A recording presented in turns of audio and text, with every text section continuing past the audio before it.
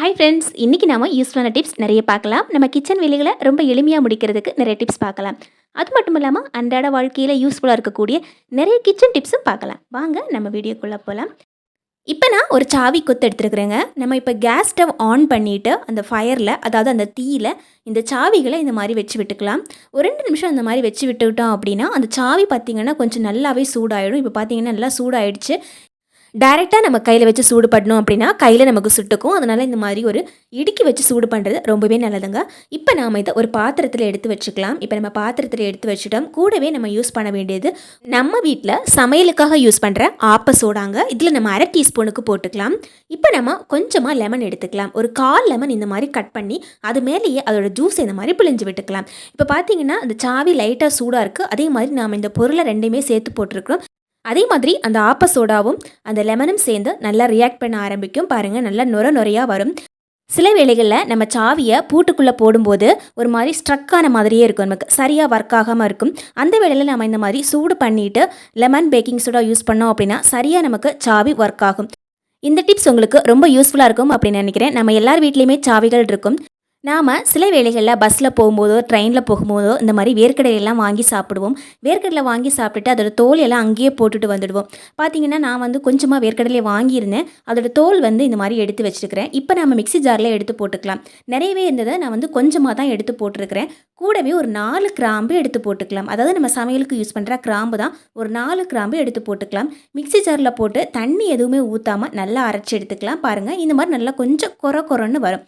இப்போ நாம் ஒரு பவுலில் கொட்டிக்கலாங்க. பாருங்கள், இந்த மாதிரி ஒரு பழைய பாத்திரத்துலையோ அல்லது இந்த மாதிரி சின்ன பாத்திரத்துலையோ கொட்டி எடுத்துக்கலாம். இப்போ நம்ம சமையலுக்காக யூஸ் பண்ணுற எண்ணெய் 1 டீஸ்பூனுக்கு ஊற்றிக்கலாம். இந்த எண்ணெயை இந்த மாதிரி இதிலேயே நல்லா மிக்ஸ் பண்ணி விட்டுக்கலாங்க. நாம் அதில் கிராம்பு சேர்த்து அரைச்சது பார்த்திங்கன்னா பயங்கரமாக வாசனை கொடுக்கும். நாம் கிராம்பு டைரெக்டாக யூஸ் பண்ணுறதை விட நல்லா இந்த மாதிரி பொடி பண்ணி யூஸ் பண்ணும்போது நல்ல வாசனை தெரியும் நமக்கு. கூடவே நம்ம வீட்டில் இருக்கிற வேஸ்ட்டு, பூண்டு, வெங்காயத்தோட வேஸ்ட் இதில் கொஞ்சம் போட்டுக்கலாம். இருந்தால் போட்டுக்கலாம், இல்லை அப்படின்னா நம்ம விட்டுக்கலாம். இப்போ பார்த்திங்கன்னா என்கிட்ட கொஞ்சமாக இருந்தது, அதை மட்டும் நான் போட்டுக்கிறேன்.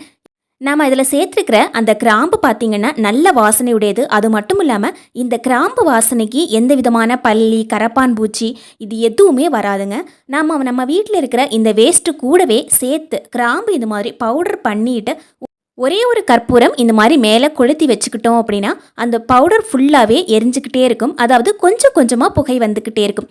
இதனால் நம்ம வீட்டில் எப்போவுமே பாசிட்டிவ் வைப்ரேஷன்ஸ் இருக்கும். அது மட்டும் இல்லாமல் பூச்சிகள் வராமல் இருக்கிறதுக்கும் ரொம்ப ரொம்ப யூஸ்ஃபுல்லாக இருக்கும். கண்டிப்பாக ட்ரை பண்ணி பாருங்கள். நம்ம வீட்டில் சீனி கிழங்கு, அதாவது சர்க்கரை வெள்ளை கிழங்கு இருக்கு இல்லைங்களா, அந்த கிழங்கை வாங்கிட்டு வந்த உடனேயே நம்ம வேக வைப்போம். அந்த மாதிரி வேக வைக்காமல் 2 நாள் கழித்து நம்ம பார்க்கும்போது அதோட தோல் பார்த்திங்கன்னா நல்லா சுருங்கி போயிருக்கும். அந்த டைமில் நம்ம வேக வச்சு சாப்பிட்டோம் அப்படின்னா டேஸ்ட்டு பார்த்திங்கன்னா இன்னும் நல்லாயிருக்கும். இப்போ நாம் இதை குக்கரில் கூட வேக வைக்கலாம், அதை தனியாக கூட ஒரு பாத்திரத்தில் வேக வைக்கலாம். ஆனால் ரொம்ப சிம்பிளாக நம்ம குக்கரில் இதை ஒரு பாத்திரத்துக்குள்ளேயே கொஞ்சமாக தண்ணி ஊற்றி நம்ம இந்த மாதிரி மூடி போட்டு ஒரு விசில் போட்டு எடுத்தாவே ரொம்ப சாஃப்டாக நமக்கு வந்து கிடைக்கும். இந்த மாதிரி பண்ணும்போது என்ன ஆகும் அப்படின்னா நமக்கு குக்கர் வந்து வாஷ் பண்ணணும் அப்படிங்கிற அவசியம் இருக்காது. இப்போ பாருங்கள், குக்கர் அழுக்காகவே இல்லை, நமக்கு அந்த பாத்திரம் மட்டும்தான் நமக்கு அழுக்காக இருக்குது. இந்த பாத்திரத்திலே நம்ம சாப்பிட்டுட்டு ஒரே பாத்திரத்தை வாஷ் பண்ணாவே போதும். குக்கரில் எந்த விதமான அழுக்கும் படாமல் இருக்கிற காரணத்தால் நம்ம தண்ணியை ஊற்றிட்டு அப்படியே கவுத்தி வச்சா கூட எந்த விதமான பாதிப்பும் இருக்காது. இப்போ நம்ம கிழங்குமே ரொம்ப சூப்பராக நமக்கு வெந்து கிடச்சிருக்குது பாருங்கள். ரொம்ப ரொம்ப அருமையான ஒரு டிப்ஸ் இது. இது மட்டும் இல்லைங்க, இப்போ கொஞ்சமாக உங்களுக்கு பருப்பு வேக வைக்கணும் அப்படின்னா கூட நீங்கள் இந்த மாதிரி குக்கருக்குள்ளே கொஞ்சம் தண்ணி ஊற்றி ஒரு டிஃபன் பாக்ஸில் மூடி வச்சா கூட பருப்பு ரொம்ப ஈஸியாக வெந்து கிடைக்கும். குக்கருமே நம்ம கழுவ வேணும் அப்படிங்கிற அவசியமும் இருக்காது. இப்போ அடுத்ததாக பார்த்திங்கன்னா ரொம்ப ரொம்ப யூஸ்ஃபுல்லான ஒரு டிப்ஸ் பார்க்க போகிறோம்.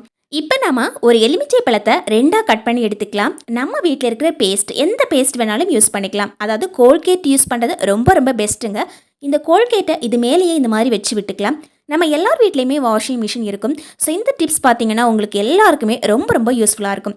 இப்போ இந்த லெமனில், அதாவது இந்த எலுமிச்சை பழம் மேலேயே இந்த மாதிரி வச்சு விட்டுட்டு இந்த வாஷிங் மிஷின் உள்ளேயே இதை வச்சு விட்டுக்கலாம். நாம் தினமுமே வாஷிங் மிஷின் யூஸ் பண்ணுவோம். இந்த வாஷிங் மிஷினில் இருக்கிற இந்த கேஸ்கட் அப்படின்னு சொல்கிற இந்த பெல்ட் இந்த மாதிரி ரிமூவ் பண்ணி பார்த்திங்கன்னா நிறைய அழுக்கு இருக்குங்க. நம்ம நினச்சி கூட பார்க்காத அளவுக்கு அழுக்கு இருக்கும். இப்போ பாருங்கள், நிஜமாகவே சாக்கடையில் வர அழுக்கை விட கேவலமாக இருக்கும் பார்க்குறதுக்கு. இந்த பேப்பர்லேயே நான் உங்களுக்கு எடுத்து காமிக்கிறேன். இந்த மாதிரி ஒரு வாஷிங் மிஷின்லையா நம்ம டெய்லி துணி துவைச்சிட்டு இருந்தோம் அப்படின்னு தோணும் நமக்கு. இந்த அழுக்கு அப்படியே தங்குறதுனால என்ன ஆகும் அப்படின்னா அதுலேயுமே நிறைய பாக்டீரியாஸ் எல்லாம் உருவாகிட்டே இருக்கும். நம்ம ரிப்பீட்டடாக துணி போடும்போது அதுலேயுமே ஒவ்வொன்றா சேர்ந்து சேர்ந்து நாம் அந்த துணியவே நம்ம ரிப்பீட்டடாக யூஸ் பண்ணிக்கிட்டே இருப்போம். நாம் துணியை சுத்தம் பண்ணுறதுக்காக தான் நம்ம வாஷிங் மிஷின்லேயே போடுறோம். ஆனால் வாஷிங் மிஷினுக்குள்ளேயே ஒரு பெரிய சாக்கடையே தங்கிக்கிட்டு இருக்குது அப்படின்னு நமக்கே தெரியாது. பாருங்கள், அந்த பேப்பர் வச்சு எடுக்கும்போதே இந்த அளவுக்கு வருது. அப்படி பார்த்தோம் அப்படின்னா அதுக்குள்ளே எவ்வளவு அழுக்கு இருக்கும் அப்படின்னு நமக்கே தெரியாது. அந்த பேப்பர்லேயே எவ்வளவு அட்டையாக அழுக்கு வருதுன்னு நீங்களே பார்த்தீங்க. இப்போது நம்ம வீட்டில் இருக்கிற பொருள், அதாவது பேக்கிங் சோடா, நம்ம ஆப்பத்துக்கெல்லாம் போடுவோம் இல்லைங்களா பேக்கிங் சோடா, அந்த பேக்கிங் சோடா ஒரு 3 டீஸ்பூனுக்கு எடுத்து இதிலேயே போட்டுக்கலாம். இது நல்லா ரவுண்டாக சுற்றி சுற்றி வரதால் அதுவே தானாகவே எல்லா இடத்துலையும் க்ளீன் பண்ணி எடுக்கிறதுக்கு ரொம்ப வசதியாக இருக்கும். ஸோ ஒரே இடத்துலையே நாம் இந்த மாதிரி போட்டு விட்டுக்கலாம். பெல்ட்டோட அடிப்பகுதியை நம்ம போட்டு விட்டுட்டு அதே மாதிரி மேல் பகுதியிலேயே இந்த மாதிரி 2 டீஸ்பூனுக்கு போட்டு விட்டுக்கலாம். அடுத்ததான் நம்ம யூஸ் பண்ண வேண்டியது வினிகர். நம்ம சமையலுக்காக யூஸ் பண்ணுற வினிகர் யூஸ் பண்ணிக்கலாம். சப்போஸ் உங்ககிட்ட வினிகர் இல்லாத பட்சத்தில் லெமன் கூட யூஸ் பண்ணிக்கலாம். அதாவது எலுமிச்சை ஜூஸ் நம்மள பிழிஞ்சிட்டு ஜூஸ் மட்டுமே நம்ம இந்த மாதிரி வினிகருக்கு பதிலாக ஒரு 2 அல்லது 3 டீஸ்பூன் இந்த மாதிரி ஊற்றி விட்டாவே போதுங்க. இப்போ நம்ம வாஷிங் மிஷினில் போடுற பவுடர், அந்த பவுடர் போடுற இடத்துல நம்ம பேக்கிங் சோடா 1 டீஸ்பூனுக்கு போட்டு விட்டுக்கலாம். இந்த மாதிரி போடுறதால என்ன ஆகும் அப்படின்னா உள்ளே இருக்கிற ட்ரம்மை க்ளீன் பண்ணுறதுக்கும் ரொம்ப வசதியாக இருக்கும். அதே மாதிரி நம்ம வாஷிங் மிஷினில் இருக்கிற அந்த டோர் பகுதியிலையும் இந்த மாதிரி கொஞ்சமாக கோல்கேட் எடுத்து அப்ளை பண்ணி விட்டுக்கலாம். இப்போ நம்ம மெஷினை ஆன் பண்ணிக்கலாங்க. பாருங்கள், இந்த மாதிரி ஆன் பண்ணிவிட்டு நம்ம மெஷின் எப்போவுமே வாஷ் பண்ணுறத விட டெலிகேட்ஸில் போட்டு விட்டோம் அப்படின்னா ரொம்ப ஈஸியாக இருக்கும். பாருங்கள், இந்த மாதிரி டெலிகேட்ஸில் போட்டு விட்டாவே போதும், நமக்கு ரொம்ப ஈஸியாக நமக்கு க்ளீன் பண்ணி கொடுத்துடும்.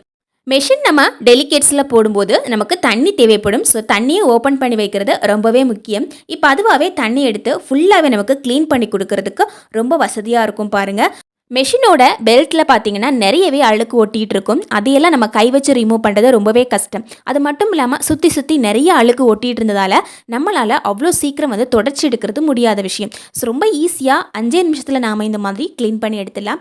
இப்போ பார்த்தீங்கன்னா மெஷின் நல்லாவே சுற்றிடுச்சு. சுற்றுனதுக்கப்புறமா இந்த மாதிரி ஓப்பன் பண்ணி பார்க்கலாம். நாம் எலுமிச்சையோட சேர்த்து அந்த கோல்கேட் போட்டதால் அந்த கோல்கேட் சேர்த்து ஃபுல்லாகவே க்ளீன் பண்ணுறதுக்கு ரொம்ப வசதியாக இருந்தது. அது மட்டும் இல்லாமல் எலுமிச்சையில் இருக்கிற ஜூஸ் ஃபுல்லாகவே எடுத்து க்ளீன் பண்ணிடுச்சு. இப்போ நம்ம முதல்ல அந்த பெல்ட்டில் ஒரு பேப்பர் வச்சு எடுத்து பார்த்தோம் இல்லைங்களா, நிறைய அட்டையாக அழுக்கு இருந்தது. அதே மாதிரி அதே பகுதியில் ஒரு பேப்பர் வச்சு நான் பார்க்குறேன். இப்போ அழுக்கு இருக்குதா அப்படின்னு நீங்களே பாருங்கள். நிறைய அழுக்கு இருந்த பகுதி இப்போ எப்படி சுத்தமாக இருக்குதுன்னு நீங்களே பார்க்கலாம். பேப்பரில் கொஞ்சம் கூட அழுக்கே வரல. இது நாம் டெய்லி பண்ணணும் அப்படிங்கிற அவசியம் இல்லைங்க. மாதத்துக்கு ஒரு தடவையோ அல்லது 3 மாதத்துக்கு ஒரு தடவையோ பண்ணாவே போதுங்க. அவ்வளோ சீக்கிரம் நமக்கு அழுக்கு சேராது.